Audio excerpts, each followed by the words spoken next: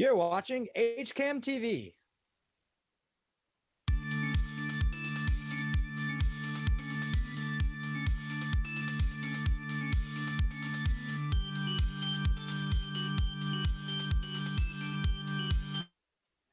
Welcome to HCAM TV and welcome to the Hangout Hour for Thursday, July 23rd. I have to look at that clock every single time because every day is the same. So welcome to our show.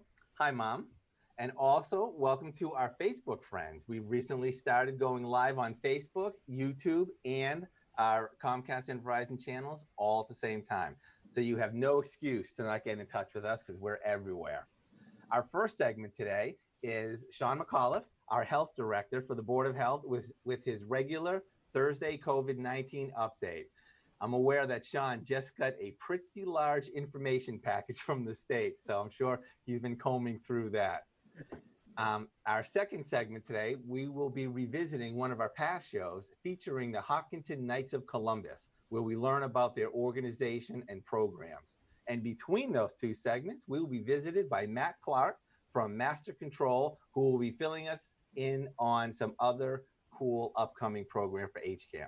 So thank you for being along for the ride. And Mike, thanks for joining us today. Hey, thanks for having me. And thanks for reminding me it's Thursday. Now I can go out and take the trash out. Thank you. All right. And Shaun, welcome. Thank you. It's like I see you guys all day, every day. And you know Everywhere. What? We love that. We love that. You know, we did our first show with Ask the Superintendent with Carol earlier this week, and it went really well. And, you know, you guys have so much information that everybody is interested in. And in fact, I'm not giving too much away by saying earlier today, we actually taped the show with both you and Carol Kavanaugh with information about opening up the schools. So that is going to be coming in a day or two, and we're looking forward to that. Yeah. I mean, just with reopening the town, reopening the schools, the ever-changing regulatory,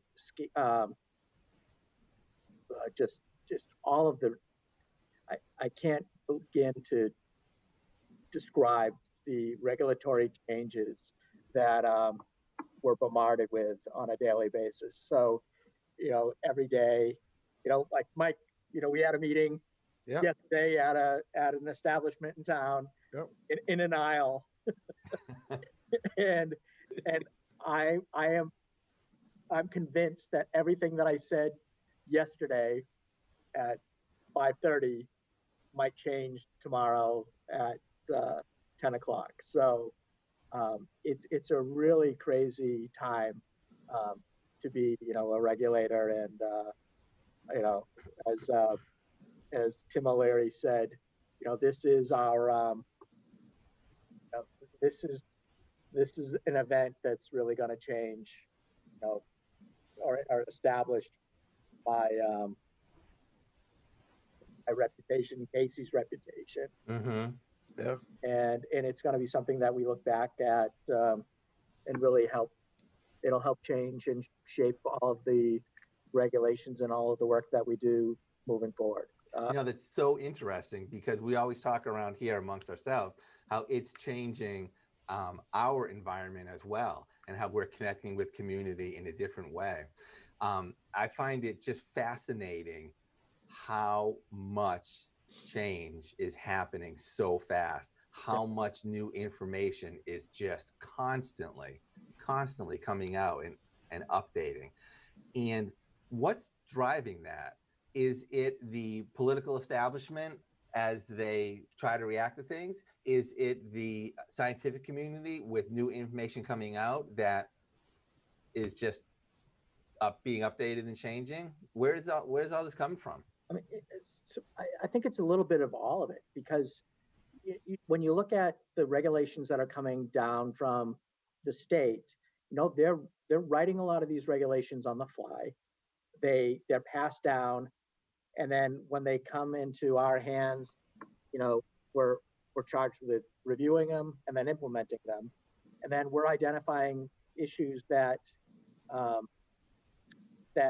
you know, we can't overcome, so that we pushed those back up to the state, and then we're seeing these revisions. And it's like I had a meeting with the camp Parks and Rec group today, and at one point they could only have groups of 10. Now they can have groups of 12. We're seeing how many people can participate in an outdoor event. Initially, it was at 25. Now it's at 100. We're waiting to see if they expand some of those regulations. And then even with with face coverings, it's part of it's a governor's order. It's order number 31.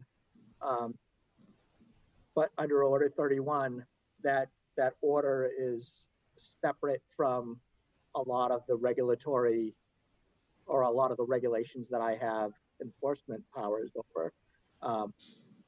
What they did is they actually just created a new regulation that will bridge COVID and the food inspection and the permitting work that I do. So that'll give me a little more authority over the face covering regulations. And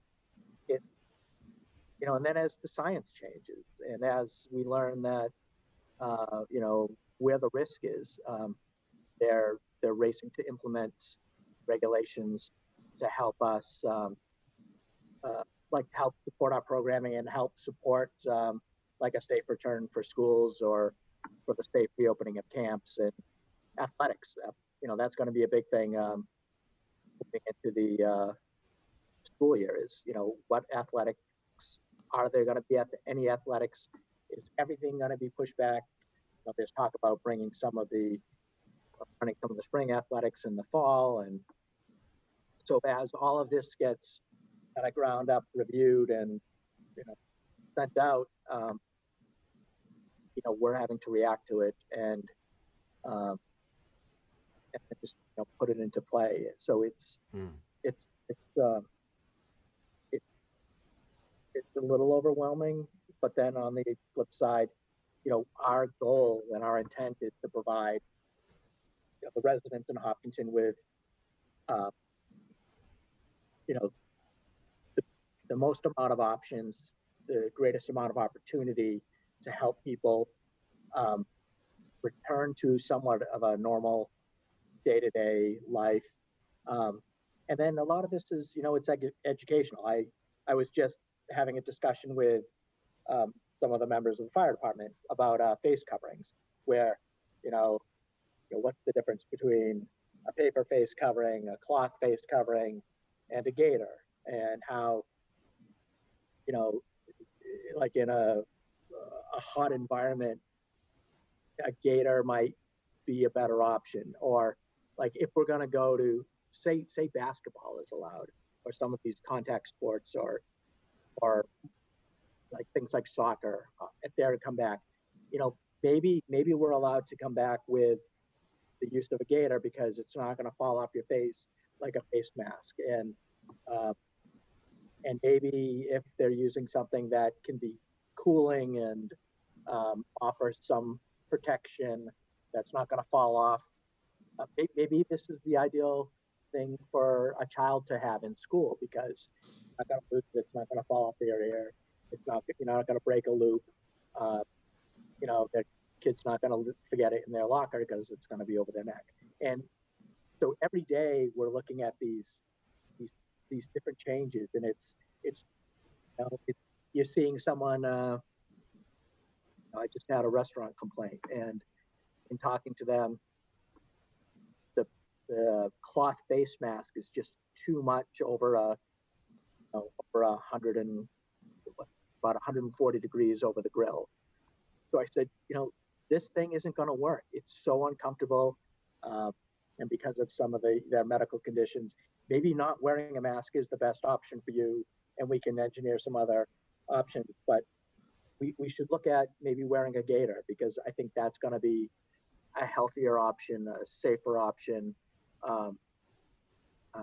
So, with every new regulation, with every new change, and, with the changes of the seasons, it's an opportunity to again, educate the public and Right.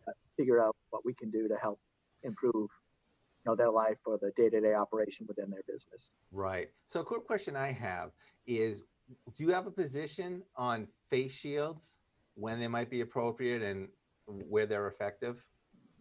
Uh,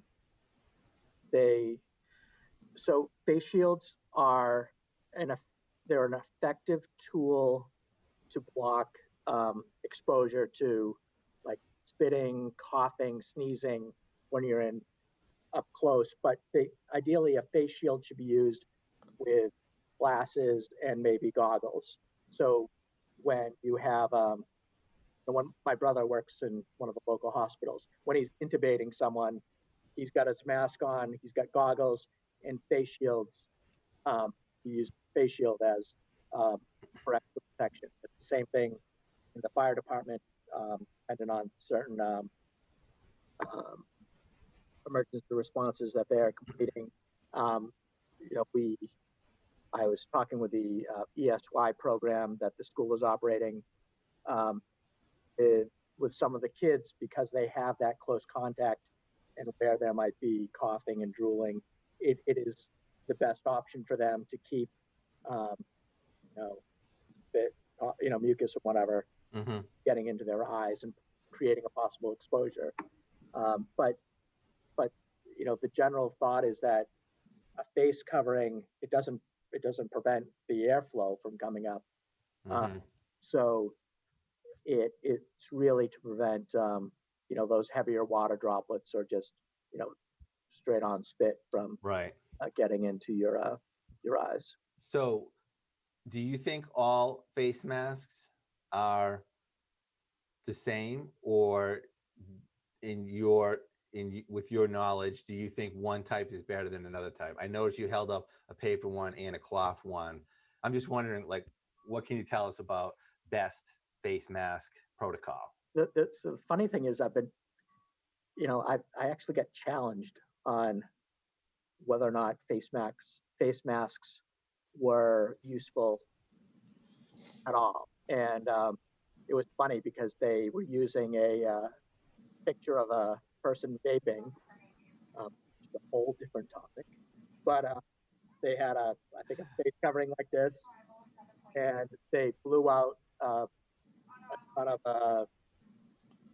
vape smoke, whatever, and it came out from the mask and went up and around their head and hung all around their ears. And they're like, "Look, it doesn't do anything." But I said, "Look, the smoke that they're blowing out isn't coming at the camera, and that's the goal, is to keep the the droplets from spreading from my mouth out towards your face." So I said, it actually proves that it does everything that it should. Is it is it going to filter out the smallest vapor particles or the smallest water droplets? This if this one is married to this one, this one has a pocket to put in another filter in it. You might start approaching maybe 35 to 50% Mm-hmm. filtration.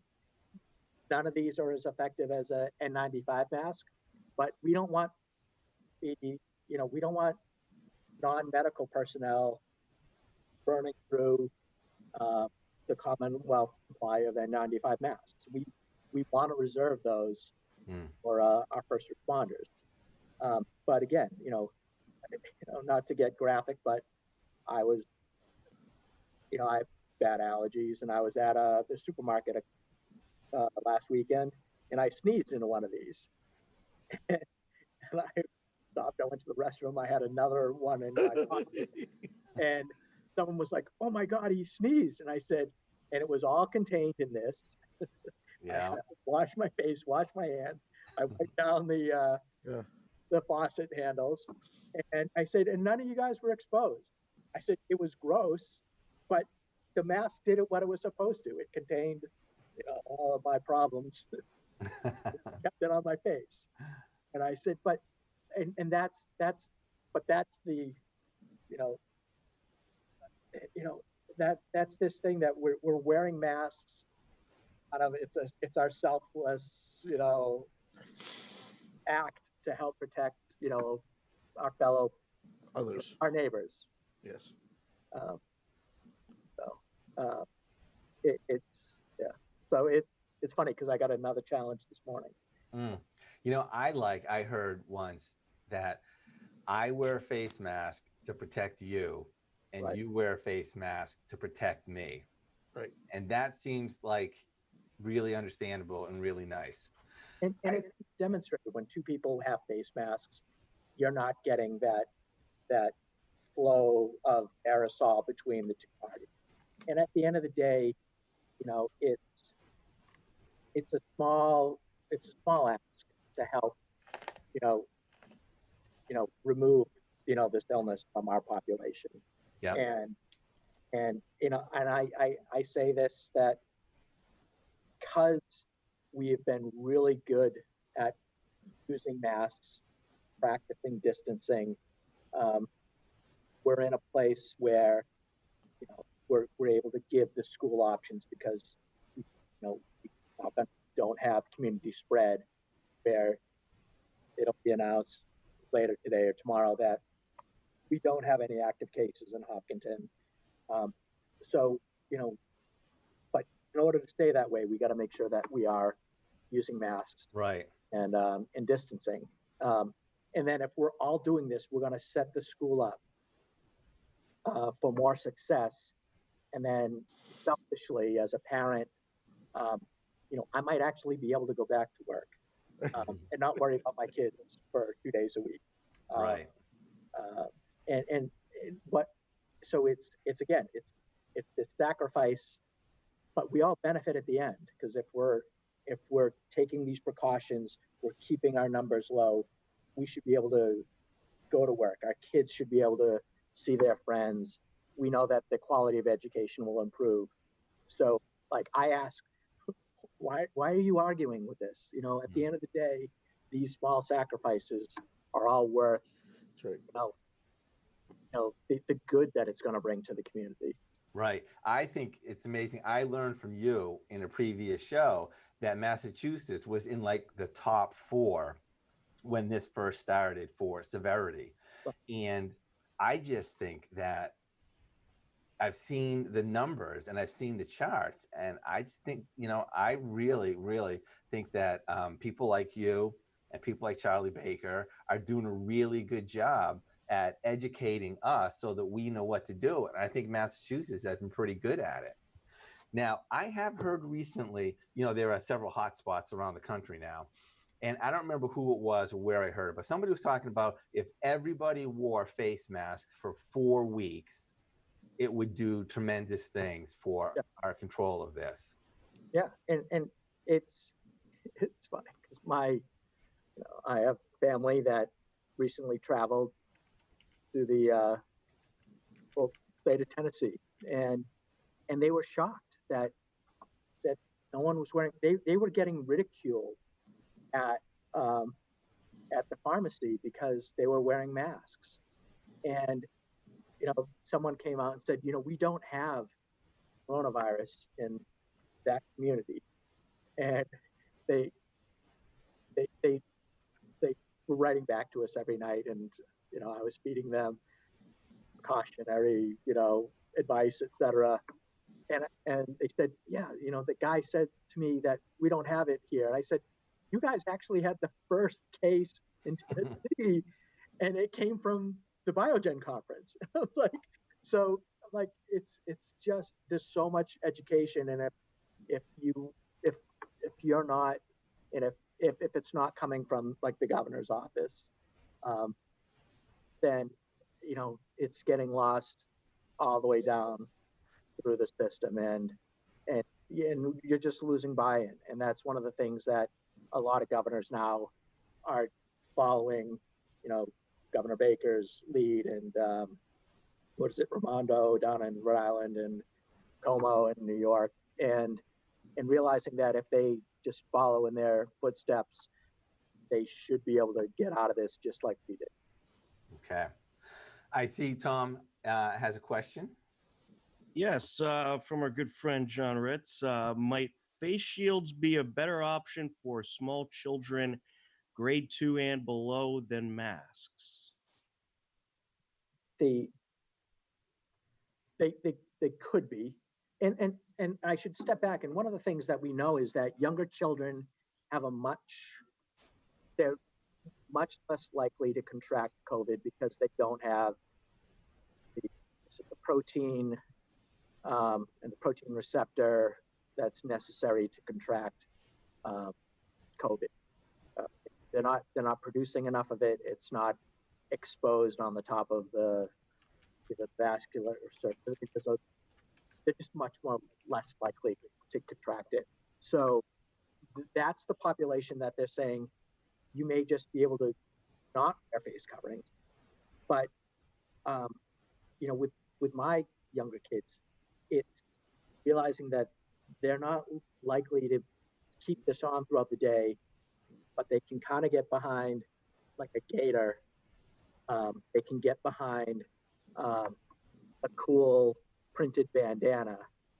But if they're not going to wear something like this, then a face shield is probably the next best option. And that's why the school is prepared to provide face shield to all children in the system. But, Well, I think if they get all face shields, they could just go down to Mr. Scott's class and and make their own. right. Because he let up the big charge on actually making the mask, the face shields. Yeah, and it's we're seeing that place like MIT is coming out with a whole new system that it maybe that system will work a little better with kids, but it's part of this it's my responsibility as a parent to sit down and figure out what works best for my child, and then and then communicate that to the public health nurses or their teachers, because I mean we're all learning this on the fly, and um, I know like my kids are getting excited because when I got their gators coming in later on this week, but they can put them in water so it's cooling, and Yeah. my little one isn't going to be petrified that she's going to lose her mask. But I've been working with them so that they're acclimated to using a mask right now, and actually they call me out every I had a contractor stop by. Dad, were you 5 or 6 feet away from that contractor? And the other one's like, I think he was downwind or upwind, and the guy was downwind, so Daddy was better off than. So they're picking up on this, and they understand why they need to wear a face covering. So again, I think if we spend some time, and that's what our intent is for the month of August, is let's provide the parents of Hopkinton the tools they need to have this discussion with their children. Right. Let's challenge the children to put together, some creative face mask designs. Absolutely. We're joking. Let's put the MA in mask, and we're gonna have.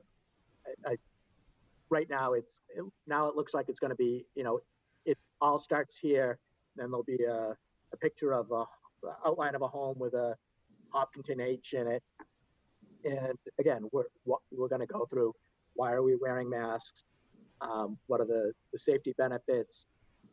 How there are many types of face coverings to be, that are available to utilize, and then if we have these discussions, if we provide these options, and we're improving our hygiene, and then and just making sure we're not sending our kids to school sick. Right. So, Shaun, on that note too, with the popularity of these masks, remember they were so hard to get, and people were making them to help people out.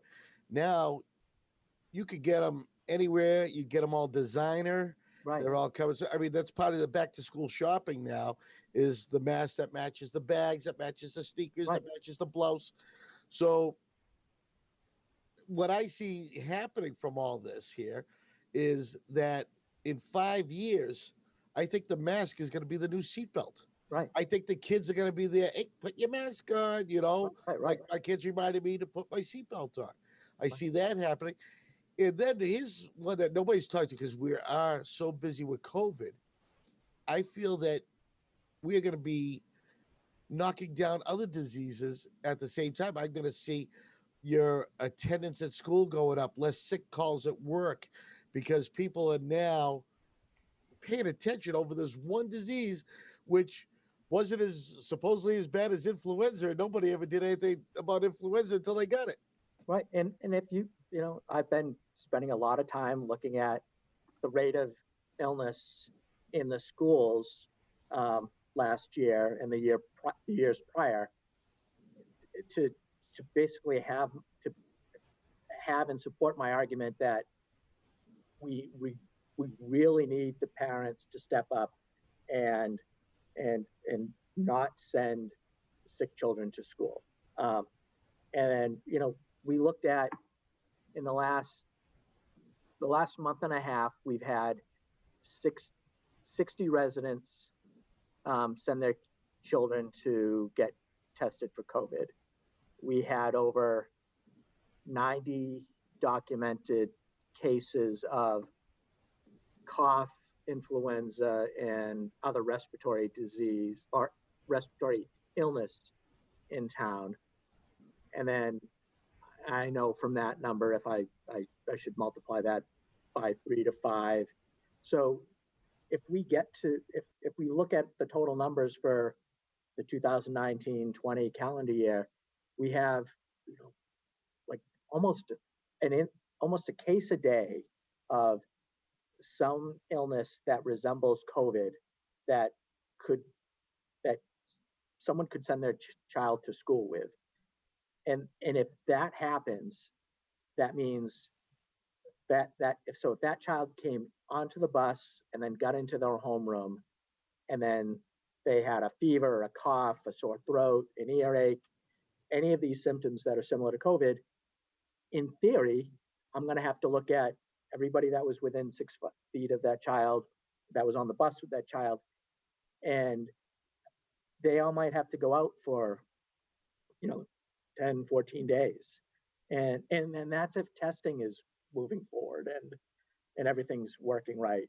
And just and then for the schools to have to deal with 300 or more of those interruptions, like you can see how it just absolutely could destroy any kind of learning or any continuity in day-to-day operations at school. And then that's why we have this attestation process in our day-to-day workplaces, and it's working. I mean, we've discussed this morning how we've had this attestation process at the fire department, police, and DPW since the beginning of March, and our rate of illness in these departments is the lowest it's ever been. Morale is up. People, the public safety officers aren't as afraid of contracting illness and bringing it home. I've got anecdotal reports from the local hospitals that because we have these programs in place and because we're practicing, just good public health policy, when they get a call from Hopkinton, they're like, well, we know that they're doing the right thing. They're not as stressed. They know that we're going to come in with proper PPE, and they know that in general, we're not going to stress the hospital system as much as a community that might not have these policies in place. Right. All right. Shaun, thank you so much. We are out of time. I appreciate it. And we'll see I could do this 10 hours. I know. It's awesome. And Matt, I was able to save 30 seconds for you. What's happening? Well, Jim, coming up tonight after this, we have the school committee meeting on HCAM Ed. We also have the first new program we've produced since quarantine began. We have What's Out There with featuring Margie Wiggins, taking a look at the Rockwood Meadow Trails. And tomorrow we have Keep Moving at 10 a.m. And then we have, I'm going to be hosting a Geek Week on the Hangout Hour tomorrow at 2 p.m. So we have a lot in just the rest of the week. Perfect. Thank you very much. And we hope that our viewers enjoy this replay segment from the Knights of Columbus. With us today, we'll have Chris Alejandro. We have James Villani and Stephen Campbell joining us to talk about the Knights of Columbus and the Helping Hands program. So we're going to start things off with Chris. Chris, you are the Grand Knight of the Bishop Wright Council, I believe. That is correct, Mike, and thanks for having us on here today. So my first question, and a lot of people's question is, what are the Knights of Columbus? Well, again, thanks for having us on, and most importantly, we're going to have Jim and Stephen talk about a couple programs, but the Knights of Columbus actually is an organization that was founded almost 140 years ago here in New England. It was started in 1882 by Father Michael McGivney, who was a Catholic priest down in New Haven, who wanted to organize some men, some Catholic men in their belief, but also to provide assistance to Catholic families that may have needed help. Those are pretty horrendous times back then, a lot of hard working conditions, and there's a lot of folks without a man in the house to earn an income, which was the only way to do it back then. So the Knights of Columbus really organized to help people in need back then, and since then it has grown. Today there are almost 2 million Knights of Columbus worldwide, not just here in the United States.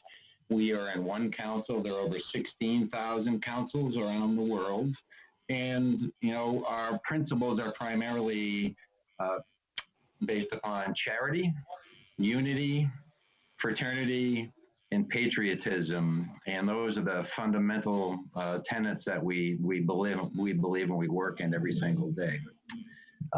Locally here in Ashland, Hopkinton, that's the council that we operate. It's called the Bishop Rice Council. We just had our 60th anniversary last year. We are named after Bishop William Aloysius Rice, who was a Framingham priest who turned out to be a bishop and had some family in Hopkinton.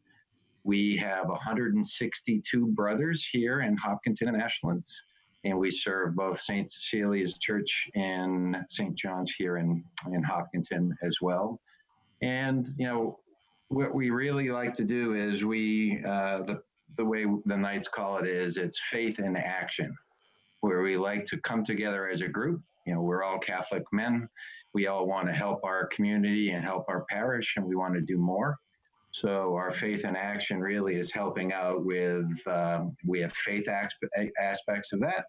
We have family aspects of that. The faith aspects, we do a number of different faith activities like prayer groups and what have you. The family activities, we do a big food for families organization around Lent typically, but this year because of the COVID situation, we did it all virtually. We raised over $1,500 for the local food pantries here in town and in Ashland as well. We do a lot of life programs. We do a Special People Field Day, which is an event specifically for the folks with special needs in the community. And we do a lot of community activities such as free throw contests and soccer challenges and what have you. I remember seeing the last free throw contest was at the Hopkinton High School right before everything got shut down. As I was packing up the equipment, the other guys, I think Bill Munch and a few others, I saw you setting out the trophies, getting ready for your free throw contest. Yeah, exactly. And those are some of the things that we like to do for sure.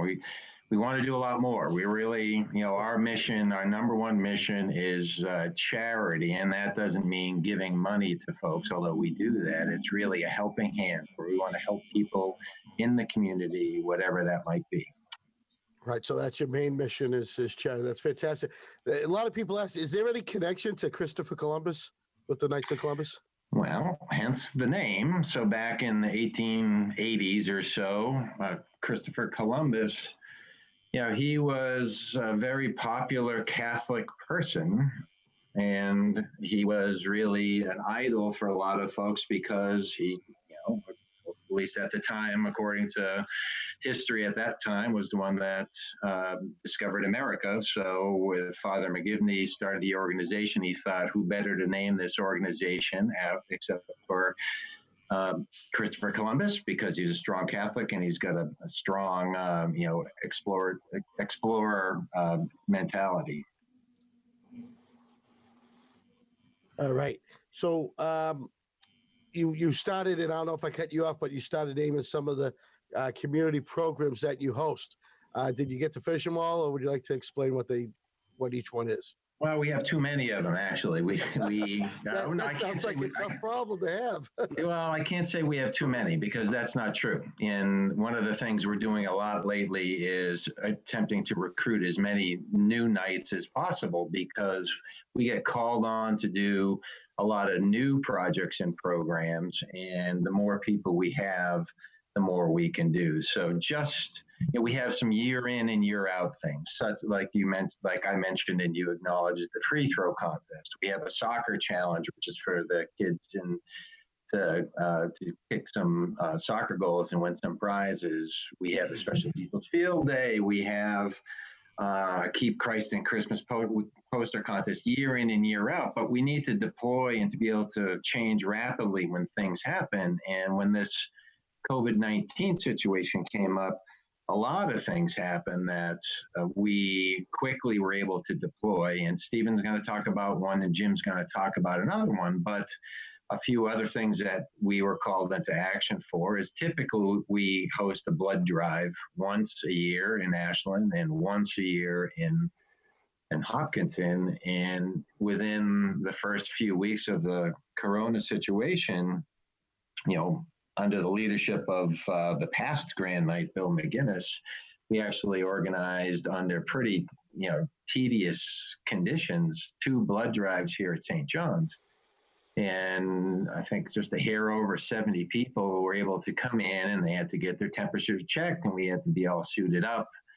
But we were able to organize a pretty successful set of blood drives with the American Red Cross. And even more recently, as Governor Baker relaxed some of the restrictions, both St. Cecilia's in Ashland and St. John's had called on the Knights to help in preparing the churches for opening up so the community could get back into the pews. And that ranged from simple cleaning of some of the pews and getting rid of some of the materials to actually acting as ushers to get people in. So I can't say we do too much, because we can never do too much, but we would like to do a lot more at the same time.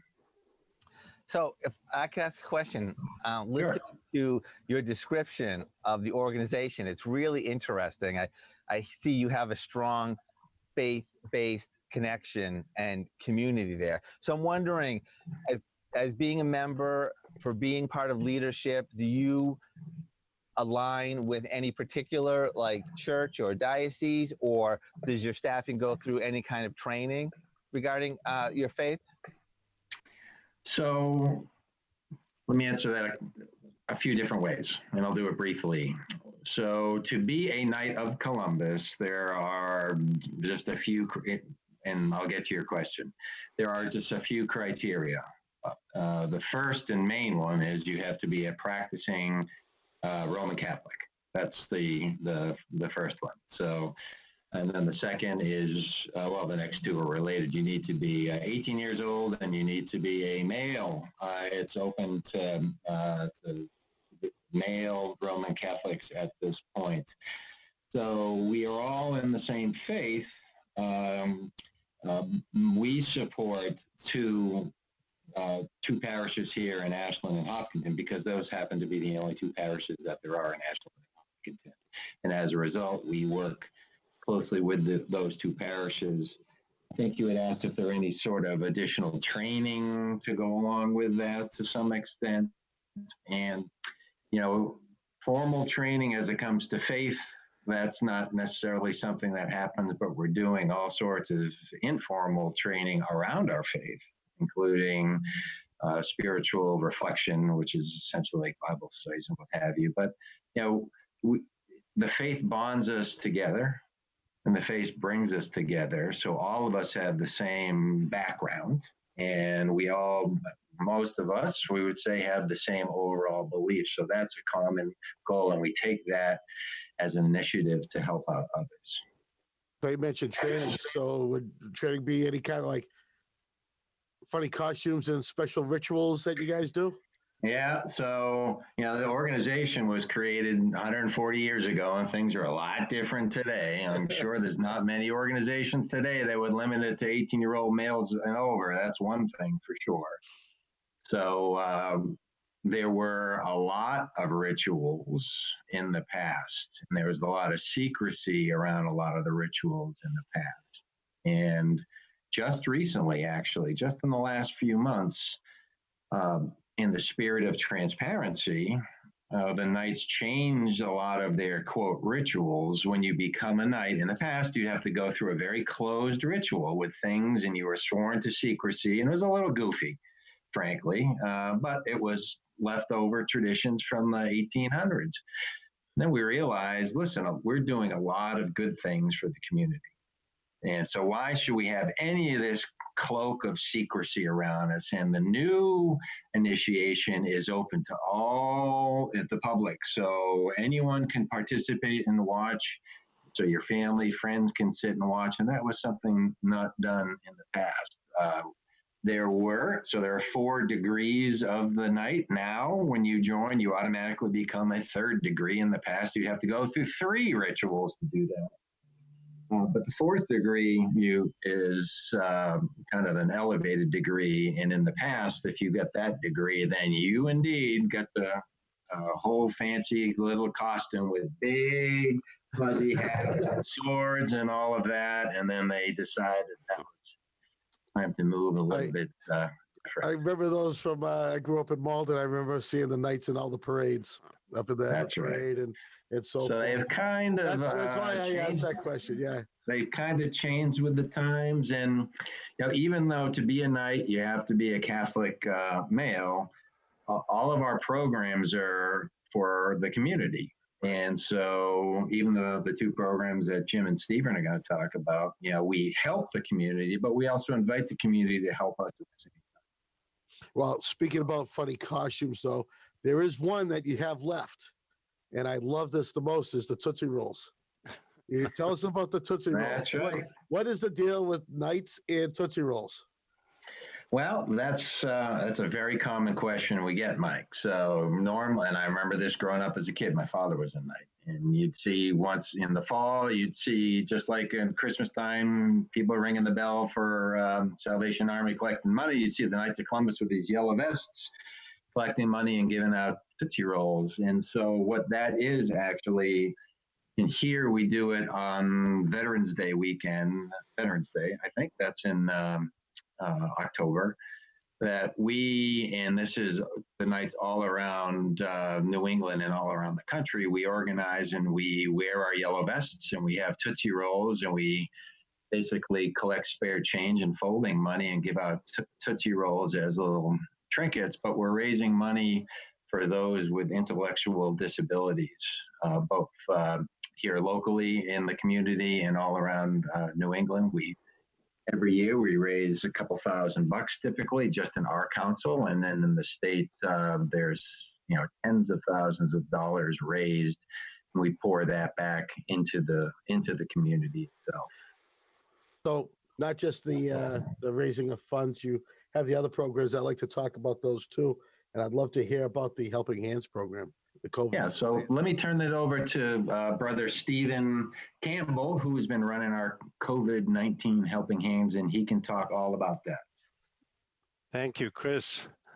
Very good. So maybe I'll just start with what is the Helping Hands program. It's something we've been running for best part of I guess almost 3 months now, and started in the middle of March. It's basically a neighbors helping neighbor initiative. So we have a bunch of volunteers, men and women. We're knights and friends, not just knights, but we found that a lot of people during this time, they want to help out, they want to do something, and so this is a way where neighbors can help neighbors do shopping, groceries, prescription pickup, take folks to the doctor, and it's really focused on those in the most need. The most vulnerable among us, those in high risk categories in terms of the virus. So we have most of our folks are elderly. Some of them are not. We've got a handful who are just immunocompromised. They maybe have some conditions that predispose them to much higher risk. But most of them are seniors. So we got folks in their 80s and 90s, some in their 70s, and we help them out with basic errands. That's what the program is. Right. Yeah. Because a lot of times, I mean, some of these people can't even get their family to visit and do things for 'em. Exactly. And you guys were able to connect it. If there was something that you couldn't do, would you help and try to find them a service to help them, or does it stop or just a volunteer? Yeah, we're pretty clear. We're not a medical, we're not a health service. We're not a 911. We make that very clear. But also, we're kind of hooked into the senior center communities in both towns. So they have wonderful staff. The nursing communities in both towns and the human services departments in both towns. So we work closely with those three areas, and they give us referrals, and we work hand in hand. So that's real good. We got two wonderful towns with wonderful staff, and if they sense there's somebody in need, then they'll give us a call. And equally, we reach out to them and say, hey, we got this service, if there's anybody in need, give us a call. We have one telephone number and two email addresses. If I may read out the telephone number, Mike. So folks who are in need can give us a call and leave a voicemail. That's St. John's number, 508-435-3313, extension 214. So that's 508-435-3313, extension 214. Or you can drop us an email at hopkintonhelp@gmail.com or ashlandhelp@gmail.com. And I track those every couple of hours and respond to them. Right. And so you have the network hitting, take care of the responses, and then you have the volunteers. Is it just the Knights that are doing it, or is it just church members? Who's helping? Who's doing the actual help? We have folks, mostly are parishioners and Knights, or family members of Knights, or church members, family members. But we also have non-parishioners, folks who just want to help out. This is not an exclusive club. We do ask that people go through a background check. So we get everybody CORI cleared. It's a simple process. Sure. And that's for their protection and everybody else's protection. And we do tend to suggest you have a driver's license. We've got a couple of high school seniors who are helping out, but they can drive, they can do the shopping. So there's no age limit either, no gender limit, and no faith, any faith or non-faith. Atheists are welcome too. This is helping through the crisis, and you're just gathering the people to do it. That's fantastic. Exactly. So do you have any trouble picking up meds at a pharmacy for people? Can anyone just walk in? It's a good question. Unless it's a controlled substance, Mike, it's generally you show your license, and the pharmacists are very used to proxies picking up prescriptions for folks, friends, family. So you do have to show your license, and they record that. But if it's a controlled substance, then we'll need to get some kind of authorization in writing. But that's rare. We actually don't think we've had one of those yet in terms of controlled substances. So are you planning for the long term? Because, you're here with the new normal, and people say that the COVID crisis isn't going to end until everyone has their vaccination shot. Are you planning on continuing this program throughout? So I'll give my opinion on that, but we work as a council, Yep. and we vote on how we allocate our resources, and we have to be able to pivot when things change, and Sure. we can't predict the future, but we focus on the areas of highest need, and this, I believe, will continue to be one of those areas for the foreseeable future. That's how I see it. But things can change. Chris, you maybe want to comment in terms of long term. It's hard to predict the future for sure, but there's no reason to think that we have a deep enough pool right now, Mike, that I think that we're happy to continue to move forward as long as our services are needed. Sure. So you're continuing to update things as the state updates how, like here we are, today's first day of phase 2, and things are opening up a little bit more. So you may not be doing things as much, I can see that happening. And so it's nice to know that at least you're still meeting and thinking about it. Oh, absolutely. Yeah, this is a long term. We're in this for the long haul. Phase 2 is somewhat arbitrary, in my opinion. The virus hasn't changed that much. If you look at the numbers, the number of cases are still going up. The number of deaths, thankfully, is going down. Number of hospital beds and so on. But we have to be where this is a marathon we're in, and we're still in.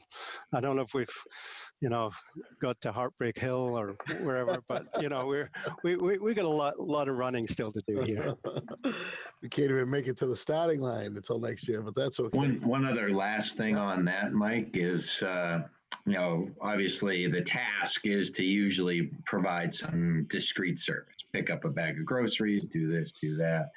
But what we found out is, what's more equally important, if not more important, is the bond that we seem to have created with the recipient and the person in need. And sometimes, it's a 2-minute delivery, but then it ends up turning into be an hour conversation, understand how these people are feeling and thinking, and being a companion at the same time. And I guess that's even easier now that everyone's usually stuck at home. You love seeing other people, and then you wind up talking forever. Yeah, especially seniors, Mike, because they're not getting the family members visiting. Some of the family members were out of state. They're not able to travel. The senior folks generally are being asked to not welcome visitors at this point because of the risks to them. So there is there's an isolation there. So I think the just reaching out and giving somebody a call and checking in on them, that's part of what we're doing here. And I want to give a shout out to Jim, because this was Jim's brainchild. He came up with the idea middle of March when he was predicting that there was going to be a need here.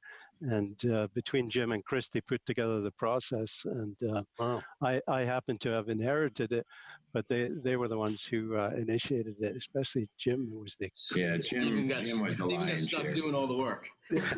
Well, we came up with the idea of Stephen doing all the work. Most of you guys don't know that James and I go way back. We were neighbors many years ago, and so we go way back. And I know Jim is the idea guy, but when it comes to doing work, I don't. He's got. Hey, come on! Oh man! So I think that's uncalled for. Now, am I assuming this COVID Helping Hands came after the Milford Daily Bread Helping Hand? It did. What's now? I hear you talking about Hopkinton and Ashland. Now I'm hearing Milford. So explain this program for me, Jim. Okay, so the Milford Daily Bread, just to know who they are, the Milford Daily Bread's an organization. They're in Milford. It's a food pantry.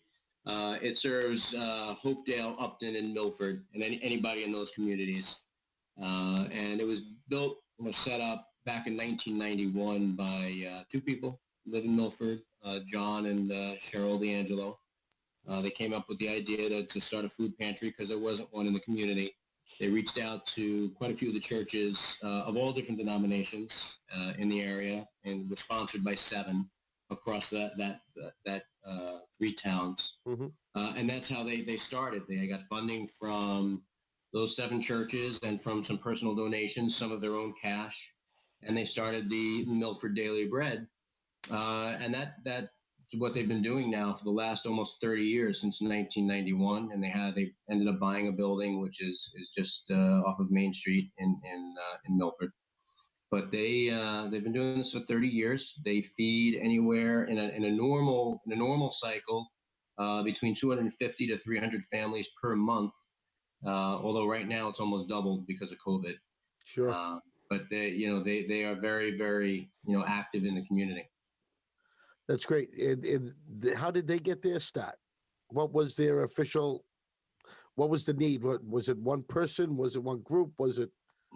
Well, I don't know. I mean, honestly, I don't know exactly, what gave Cheryl and John that initial, idea to say, hey, look, this community needs a food pantry. I'm assuming it's because they noticed the need in the church for the help, and they noticed the families that needed the food, and there wasn't a food pantry in the community. They've done an amazing job running the organization. The entire operation for the last 30 years, 100% volunteer. There's not a single person that works there for a salary.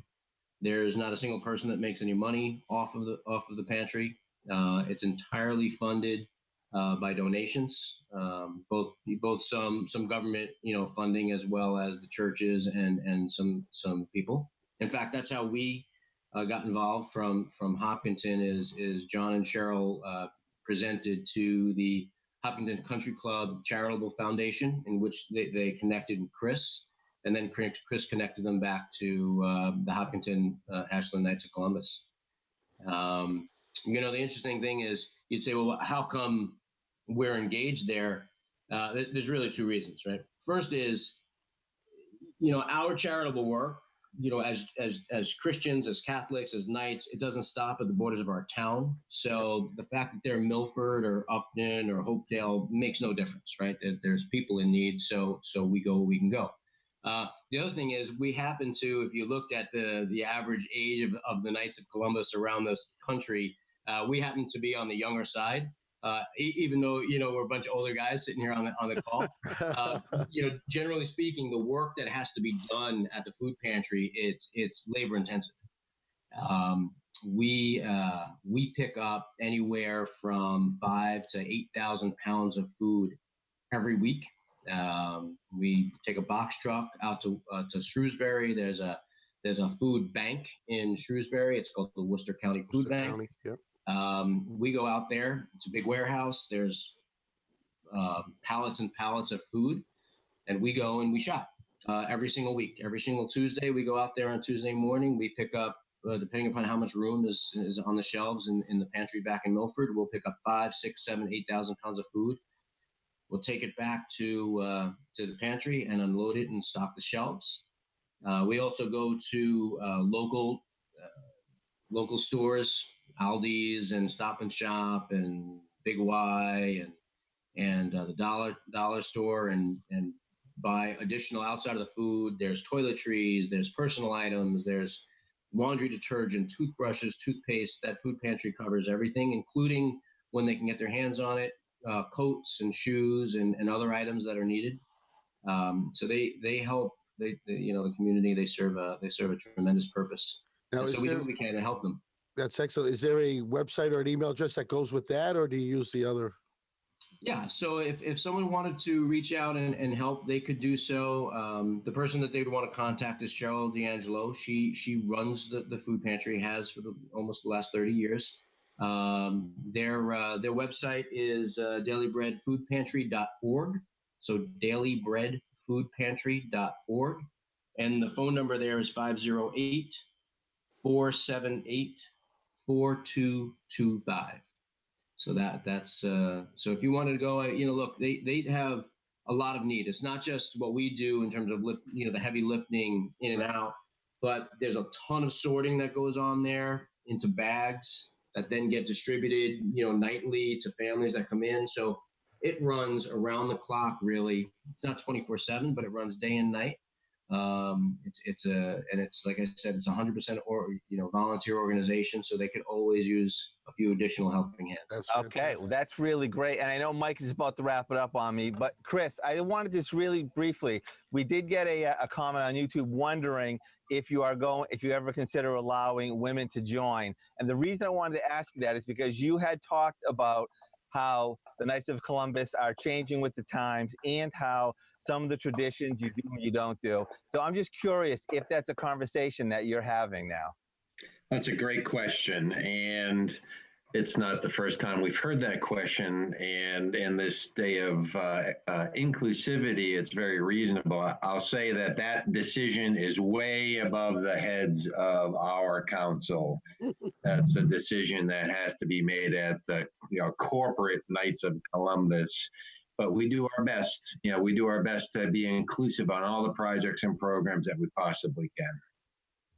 Well, thank you. And thank you for the work that you do in our communities, all of you, Chris, James, and Stephen.